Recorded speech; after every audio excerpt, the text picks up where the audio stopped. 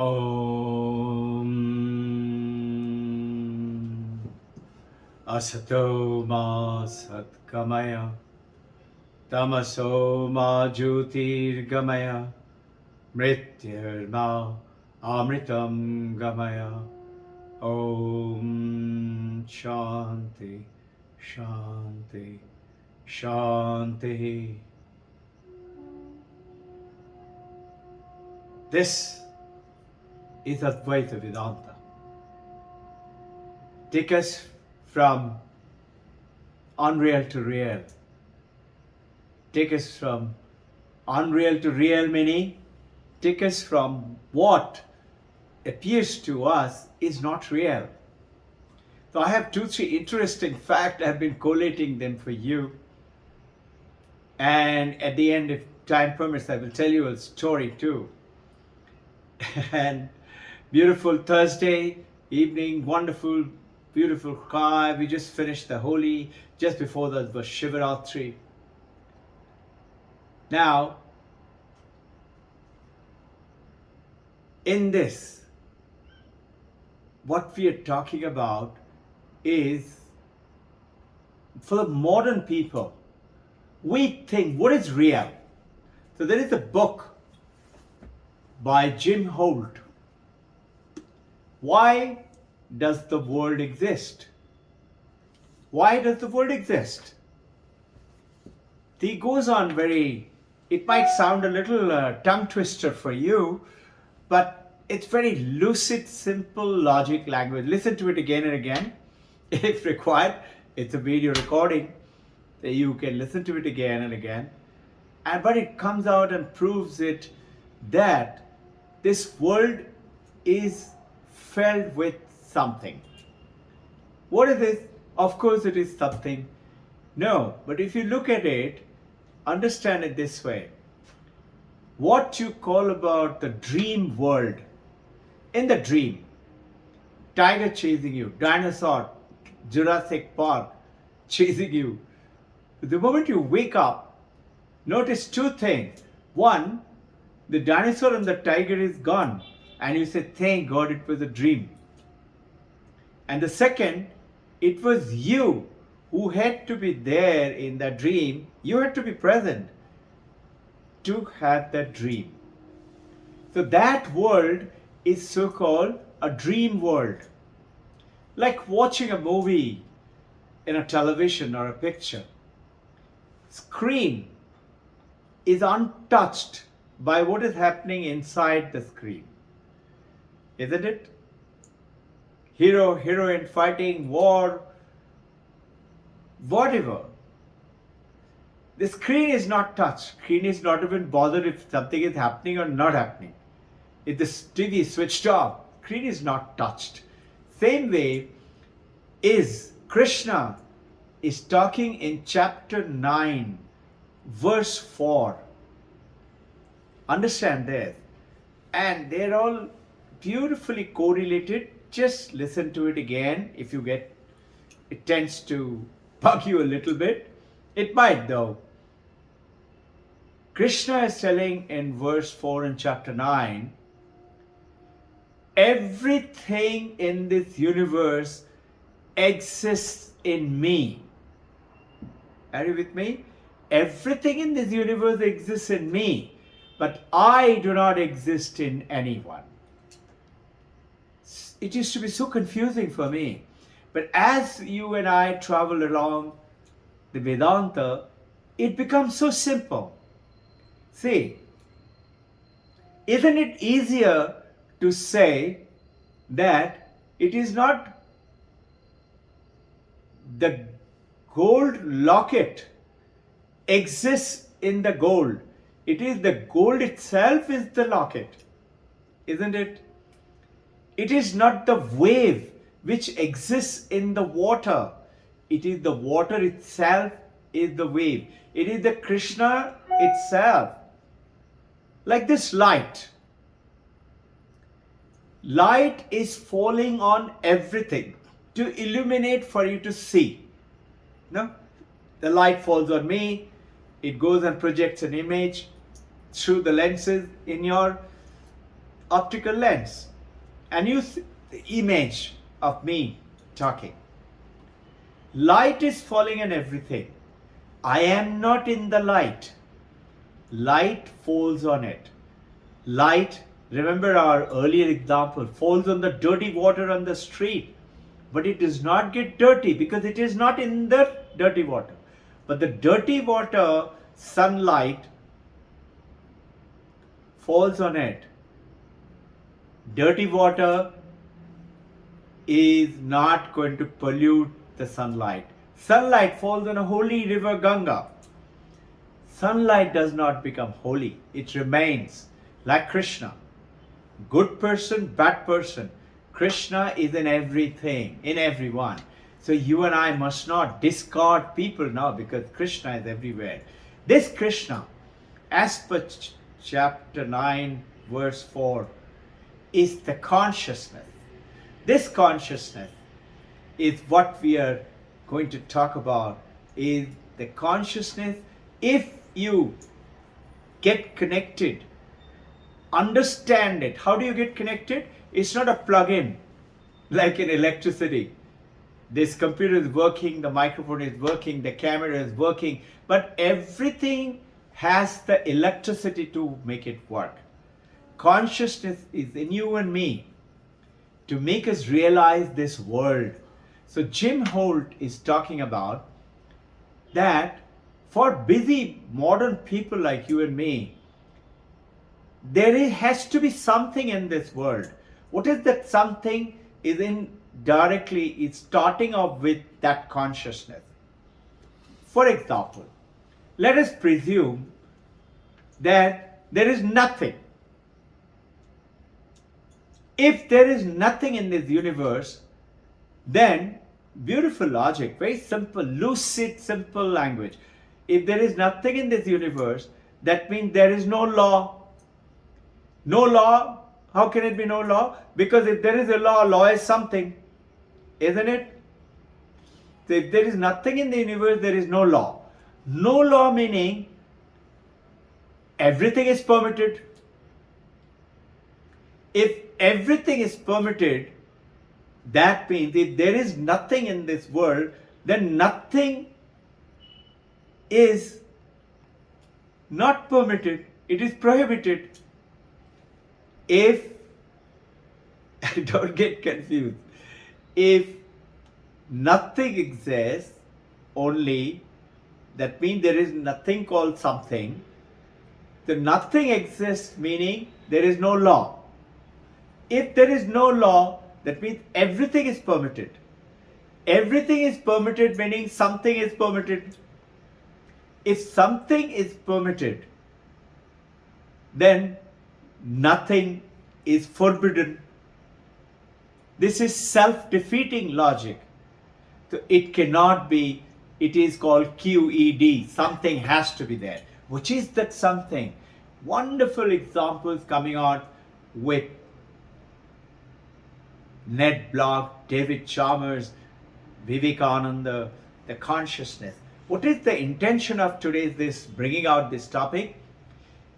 This consciousness, when you and I listen to, let's say, Vivekananda, today the whole world is following him. Harvard University is studying Vivekananda. New York University, NYU, is studying Vivekananda. The whole world is studying. And you and I know a little bit about Vivekananda, but understand it one way. Vivekananda is saying, each soul is potentially divine. Yes, we have heard this again and again. Each soul is potentially divine. I am asking you, why potentially? Vivekananda should have just said, each soul is divine. Why did he say potentially? You know why? Because this is where the catch comes in. And why we are not divine, but the potential divinity, we have forgotten about it. How? Potentiality comes into reality provided we have two things. One is control. What is education? Remember again Vivekananda's word from Vedanta. Education is manifestation of that divinity. Which is that divinity? Potentially divine. In other words, what Vivekananda is saying, to be divine, you have to learn to control, which is yoga, abhyasa, controlling your anger, jealousy, greed, hatred, desires. What is the opposite side? It's calmness, control, love, compassion. I live for you, not what can I get from you. What would I get from you is desire. Controlling that. When you do that controlling, that consciousness which is there everywhere, unless you're conscious, you're not zombie, you can hear me. Because you're conscious right now. You're not in deep sleep or unconscious or coma. Now, the moment you can see me, hear me, your consciousness is working.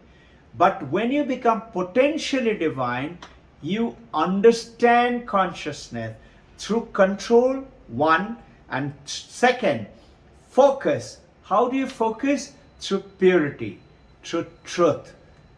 This is called that detachment.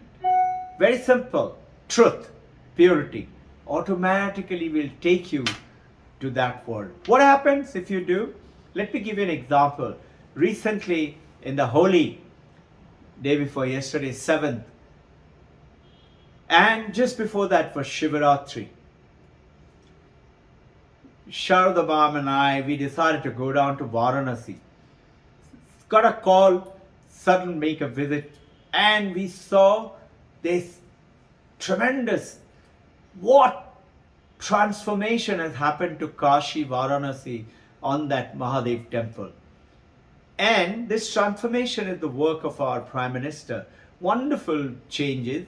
Little thing is missing, and that missing is that earlier the personal touch in a little shivling in Varanasi where you could sit down, go at 2 in the morning, sit for 2 hours, you could touch the shivling and be sit there and meditate.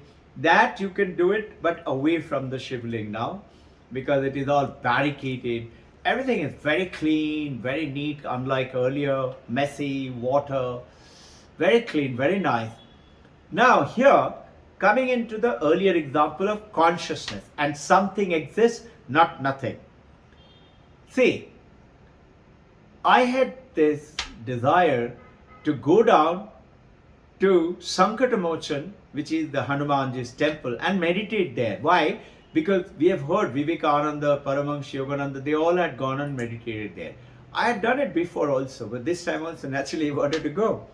So when I asked my guide, they said, sir, it's already 10:45, 11 o'clock they close. Not allowed. I got the message, doesn't matter, go. I told the guide, it's okay, let's go there. Worst come first, it'll be closed, it's okay. And when we went, it was just 5 minutes to 11. And we said, can we go inside? He said, go. We went in. And we went and sat down in that beautiful, between the Hanumanji and Sankatamochan, that's Rama's idol, both connected with a beautiful platform. Me and Sharada, we sat down, and within no time, we closed our eyes, we were meditating. Within no time came the lunch hour, which is the prasad, which was given to Hanumanji. And there must have been 100 people close to side by side by side. I didn't have my eyes open, I was meditating, but I could feel their presence. And they were all singing loudly. And prasad was given. What a wonderful experience. And had what? That consciousness is what? Understand it, controlling. I said, get connected to the consciousness. Then what happened? This consciousness is the universe which comes and helps you. That consciousness came and helped me to have that beautiful experience and Sharada. Little later, we wanted to say, we have heard about a lot and read about Tilanga Mahaprabhu. Tilanga Swami supposed to have lived 350 years. He never used to wear any clothes. You will hear Paramahansa Ramakrishna, he never used to eat. And yet he was 6 feet 6 inches tall. I have visited his temple earlier, but through the river. Through the river, you have to climb up, and that is called Five River Conjunction Ghat. This is after Dashashamedh Ghat, Manikaran Ghat, comes the fifth ghat. I went there through the river, and we saw that the ghat is very steep and climbing up. I remember Dailanga Mahaprabhu had carried a huge shivling from the river. He used to live in the water for as much as 30 days, 60 days without coming out. He attained great yogic powers. I wanted to see his temple again. I said, let me go this time from the land. When we asked, the guide said, yes, I will take you. And the guide couldn't. We went, wasted about 2 hours searching for it. Car got stuck. We came back. But I said, focus, get connected consciousness. That consciousness will come and universe will come in to help you. Next day, we again asked the driver. I said, I don't need a guide. Let's go. Let's pray to Swamiji and go. And up to a certain limit we went. God said, let's walk from here. The driver. We started walking. And we kept on asking and asking. It took us about 45 minutes through smallest of the gullies at Kashi, but we reached the temple. And we spent some time. I asked them, can I take some picture? There was a lady there and she said, no, you're not allowed to take picture. So in my meditation, I was asking, give all our devotees and bhaktas your blessing. He's supposed to have had tremendous power, yogic power. I said, connect all of them through this consciousness. I want to take some picture from here. I'm not allowed. I didn't receive, but I was feeling a very pleasant vibration. And just behind him, there was a huge statue of Mother Kali. And as you know, Mother Kali we consider is the Devi Stotram. So, Ishta Devi. And Babaji, Divine Mother of the Universe. So, we got up from the meditation and we said, now we will go. And I went to that lady. I said, you're not allowing me to take a picture. He said, I can give you a picture. I said, oh, really? Give me. She not only gave me the picture, she gave me this book also. I had never got this book. This book is written by this is Shankari Mata. Those of you heard, she herself lived to be more than 200 years and had many disciples. She was a direct disciple of Dailanga Mahaprabhu. She was known to live for a long time in Badrinath. Many of her devotees have met her. They said when they used to see her, she was seen pouring water on Kedarnath, Shivling, but she was not walking on the as if she was floating. This Shankari Mata's picture, the book and the story, beautiful stories. I will tell you more of the story. I got the book, I got the picture, and this was our desire. Now, this is so-called the reality world. So what is Jim Holt? I'm connecting you now. He's saying this world which you call is real is matter. This stuff. You know, Aristotle, great philosopher, Greek philosopher, he said, everything in this universe, what is real, has to be, Aristotle, great Greek philosopher. He said everything has to have a structure and stuff. Understand? This is body. This is structure. I have to have structure if I'm real. and I have to have stuff in it. This table is table and it has teak wood in it. It has got stuff and it's got a structure. Anything in this universe, as per Aristotle, there has to be structure, there has to be stuff in it.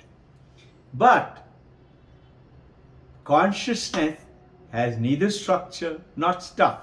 Vedanta had discovered thousands of years ago. Today, Ned Block, NYU, New York University, he's giving a beautiful example. He said, all right, how do you have consciousness? The scientists today are discovering, as per the Western scientists, what is it? They say consciousness is a byproduct of the billions of synapses created by the brain neurons, and they fire various along with the thoughts and emotion and electricity, etc., and they connect it and they generate consciousness, which is a byproduct of the brain neurons and the synapses, byproduct of the brain. Ned Block says, all right, let's say so. Like Jim Holt talked about something and nothing. I gave you the example. Listen to it again, it's very interesting. Ned Block is saying, let us say that he gave the example of China, because China has the highest population. Our population is, by the way, almost equal to China and soon going to exceed as per the prediction. Let us say India. Easy for you and me to understand. Everybody, imagine, in China, in India, is connected with a 5G mobile. Just imagine. Everybody is connected. So all the neurons are connected with the brain. Just like that, which is supposed to create a consciousness, a feeling. Now, Ned Block says, if everything is connected and Robbin Ghosh drinks a cup of coffee, only one neuron, one synapsis, one cell in the brain, all the brains in India is connected through 5G mobile, but Robbin Ghosh's one brain is drinking coffee. Will everybody experience coffee? He says, no. So how can it be? Then, if it is so, then experience would have gone to everybody. Another example he gives. It's called Mary Jackson experiment. In reality, it was not taken, but it was given as psychologists come out with these examples. They say, imagine Mary Jackson has grown up from childhood in a bunker where there is no color, only black and white. No other color. Mary Jackson, very educated person, has read a lot, but lived only in black and white. She has read a lot about all the colors. She knows all the theory. Like you and I read a lot about God. We say God really doesn't exist and we have a lot of doubts on that, no? Now, Mary Jackson, imagine, after 20 years of living only in the black and white, she has now come out, 25 years of age. And she is presented with somebody a bouquet of rose. Generally, you give it to a lady, no? She sees for the first time a red rose. Ned Block is asking, is that an experience? Experience is object with consciousness. Where did the consciousness come from? So Krishna is telling, I'm connecting now, chapter 9, verse 4. That Krishna is the consciousness which is in everything. But consciousness, Krishna, nothing is in the consciousness or Krishna. Light is in everything. Supposing it is daylight. But everything is not in the light. Light is totally detached. Remember the example? Sunlight doesn't get infected with wine or holy water or dirty water. It's a beautiful simile. Today I want you to leave with these examples, and let me tell you a story. I'll tell you the story about this is called Maya. What is Maya? Maya is an illusion, like in the dream. So what is this world called reality is what Jim Holt is talking about, is it doesn't exist like the film inside the screen. Now, Narad Muni, Vishnu avatars, very famous disciple, all of you know, always he's saying Narayan, Narayan. So one day he's walking around with Narayan and he said, Lord, I do not know what is Maya. Can you let me experience Maya? And Narad Muni is Maharshi, but he doesn't know what is Maya. And unbelievable, it is. Maya is something which is the most difficult for you and I, but as a Vedantist, you begin to understand it. Now, Narad Muni knows it theoretically, but never experienced it. Or he didn't know that he was experiencing. Krishna said, okay, I will tell you, but Narad, you go and give me little water. I am very thirsty. The Narad Muni goes to get little water for Krishna. As he goes, he finds a very pretty young girl drawing water from a well. The Narad Muni goes, she's single, alone, standing there, and says, lady, may I have some water? She smiles and gives them water. Narad Muni drinks a little water and he falls in love with her. And now he decides, I want to meet your father. She said, come. She takes him to her hut. The father comes out, an old, 80 years old man. Narad Muni introduces himself. His father said, since you have come here, there are no other place to stay. Why don't you stay here for a few days? Narad Muni accepts because he's in love with that girl and he wanted to be close to that girl. He stayed there, and in a few days' time he falls in love and he proposes, and the father accepts Narad Muni as the son-in-law. And they get married. And after the marriage, 12 years go by. Narad Muni has 3 children. And one fine day, 3 children, 1 wife, old man is no more there. He lives in that hut. And a huge flood water comes and goes over the hut and takes everybody. Narad Muni frantically catching hold of the youngest, telling the wife to hold on to my arm, and the other 2 he's trying to hold on. One gets swept away. He tries to hold on to wife and the other one, and the young one holding onto his chest. Other one also gets swept away. Then this one who was holding on to Narad Muni also gets swept away. And he loses his wife also. And he's saying, why me, why me, why me? And he suddenly finds himself in the sand. And he's beating the ground. Why me, why me, why does it have to be me? You and I do that, no? When we suffer.